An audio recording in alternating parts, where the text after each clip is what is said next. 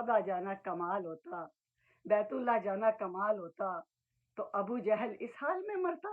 हम तो कहते हैं कि ऊपर सादको अमीन है, तो नीचे इल्ला माशाल्लाह भकारी, करप्ट, झूठे और सारे काले मुंह स्याह वाले। आज रास्ते मदीना के हाकिम, वो देखो बैतुल मुकद्दस पे खून बह रहा है, वहां पे भी तो अपनी फौज भेजो ना।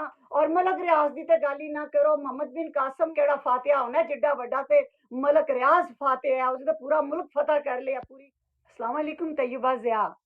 शेख रशीद कहता है कि 1 अरब रुपया हमें मिल जाए तो हम सऊदी अरब के अपने सारे कैदी छुड़ा सकते हैं।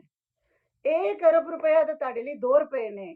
इतनी करप्शन पाकिस्तान में आज तक सियासतदानों ने की है, और हर अदारे ने इतनी करप्शन की है कि 1-1 अरब रुपया तो तुम लोगों के लिए 2-2 रुपए अपने घर के हैं। 1 अरब रुपया तो शेख रशीद तेरा अपना जाती होना, अपनी जायदाद बेच। और रियासत मदीना की बातें करते हो, वो रियासत मदीना का वो शहनशाह दो आलम, जब आपने कहा था कि हमें फंड्स इकट्ठे करने हैं उस ज़माने में, तो उस सहाबा इकराम ने, खुलफाए राशिदीन ने अपने घर खाली कर दिए थे। अबू बकर सदीक ने कहा था कि मेरे लिए मेरा रसूल काफ़ी है। सारे सहाबा के पास जो कुछ था ला के हजूर के कदमों में डाल दिया था, और वो रियासत मदीना बनी थी। उन सहाबा इकराम अहले बैत रसूलुल्लाह के जो कि उनके असासे थे, उन्होंने मिल के वो फंड्स जमा करके जहाद किए, उन्हीं से उन्होंने रियासत मदीना तश्कील की। तुम किस रियासत मदीना की बात करते हो? हुक्मरान हाकिम वक्त, तुमने कहा था कि अगर हुक्मरान ईमानदार हो तो पाकिस्तान की किस्मत बदल जाती है, कर्जे से निजात मिल जाएगी, निज़ाम बदल जाएगा। हुक्मरान ऊपर ईमानदार हो तो नीचे सब ठीक होता है। 3 साल में तो हम तो मानते हैं सादको अमीन साहब, हम तो मानते हैं आपसे बड़ा ईमानदार कोई नहीं। तो नीचे क्या हुआ?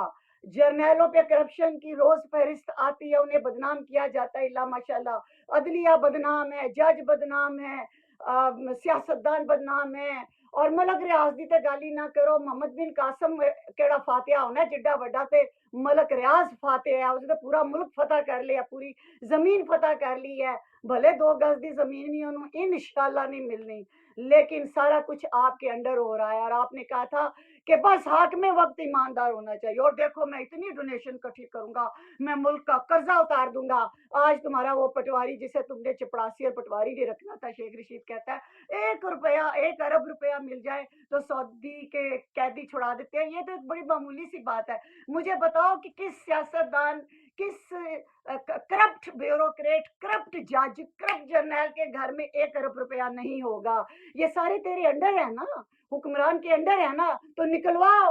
रियासत मदीना में तो वो उसकी मिसाल क्यों देती हो, जहाँ पे उन्होंने अपनी जानें हाजिर कर दी। अरे असासे तो माल तो बहुत अरे हाकिम वक्त तू तो अपना बनी गाला बेच दे तो 1 अरब से कहीं ज्यादा है। हमारी खातून अव्वल के नाम पे इतनी प्रॉपर्टी है, मानिका साहब की कोठियां और सब कुछ, वो बेच दे तो 1 अरब क्या है। अपने घर से शुरू होते हैं, चैरिटी बिगिंस फ्रॉम होम।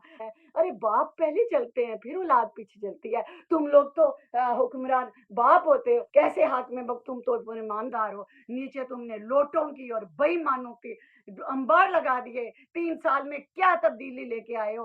अरे काबे के अंदर तो जाते हैं, ये मैं तो शेख रशीद में काबे के अंदर हो आया, इस जैसे सारे हो आए।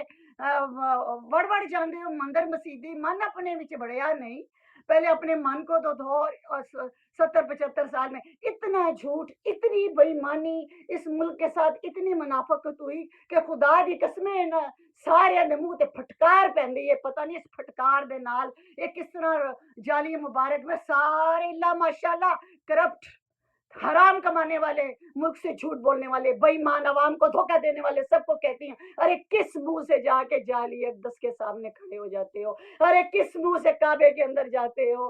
अरे तुम सारों को छोड़ दो, चोर थे, चक्के थे, कहा था मैं चोरों और डाकुओं से की लूटी हुई कमाई वापस लाऊंगा और मुल्क को कर्जे से निजात। और तूने वो सारे बाहर जा रहे हैं और चले गए हैं, कोई 1-2 को रोक के कौन सा कमाल कर लोगे?